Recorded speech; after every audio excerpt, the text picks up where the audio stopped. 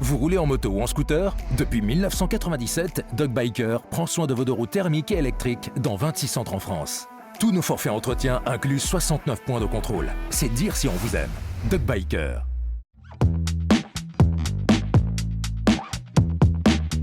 Le 15 avril 2024 marque l'arrivée officielle du contrôle technique obligatoire pour les deux roues motorisées. L'équipe de Urban News s'est rendue dans un centre DocBiker pour connaître les différents points à vérifier pour éviter une contre-visite. Sachez que le contrôle technique ne concerne pas les véhicules de collection d'avant 1960 et les motos de compétition. Sa durée de validité est de 3 ans. Les points de vérification du véhicule sont classés en 9 grandes familles que nous vous détaillons maintenant. L'identification commence par la bonne conformité de la carte grise avec le véhicule et le contrôle de la plaque d'identification constructeur. Le contrôleur va ensuite vérifier 3 critères de la plaque d'immatriculation: sa taille, son inclinaison et sa bonne fixation. Le chapitre identification du véhicule se poursuit par l'état de fonctionnement du klaxon, du compteur de vitesse et du compteur kilométrique. Le premier point de contrôle du poste de pilotage concerne l'état du guidon et sa réponse générale. Le contrôle se poursuit en vérifiant la fixation des commodos et le bon fonctionnement des différentes commandes. Les rétroviseurs doivent être bien fixés et les miroirs non fissurés ou cassés. Les poignées ne doivent pas présenter de déchirures et ne doivent pas tourner sur elles-mêmes. La poignée d'accélérateur doit assurer une bonne fluidité à l'accélération et à la décélération. L'état des leviers est également inspecté pour repérer les éléments tordus, cassés ou présentant un fonctionnement anormal. Dans la catégorie visibilité, le contrôleur va vérifier essentiellement le bon état du saut-de-vent ou de la bulle. Cette dernière ne doit pas être cassée et doit présenter une bonne transparence générale sans éléments ou dommages qui pourraient obstruer la vision du conducteur. Ici, le contrôle se concentre avant tout sur l'état de fonctionnement des phares, des feux de position avant et feux de jour, des feux de position arrière et des feux stop.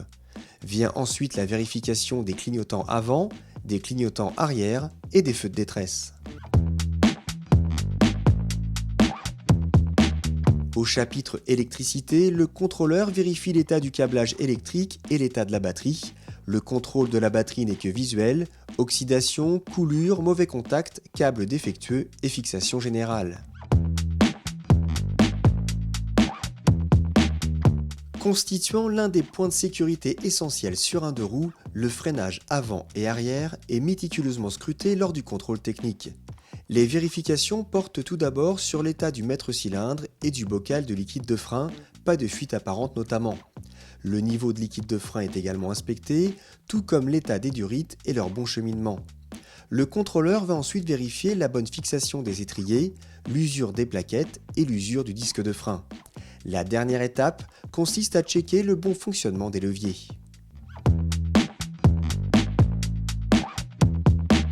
Pour cette partie liaison au sol, le premier contrôle concerne les roulements de la colonne de direction et le pivot de fourche qui ne doivent pas rencontrer de points durs. La fourche, pour sa part, ne doit pas présenter de traces d'huile ou de choc, tout comme les jantes avant ou arrière. Les roulements de direction sont également contrôlés pour assurer l'absence de jeu en interne.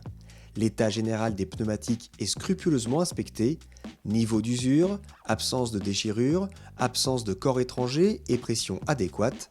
Un contrôle de la bonne réaction de l'amortisseur arrière et du bras oscillant conclut ce chapitre de la liaison au sol. Lorsque cela est possible, difficile sur un scooter, un contrôle visuel du châssis et du réservoir est effectué. Le contrôleur vérifie également l'état et la bonne fixation de la selle, des différents éléments de carrosserie, du garde-boue avant et arrière, de la plaque d'immatriculation, de la béquille, des repose-pieds et des poignées passagers.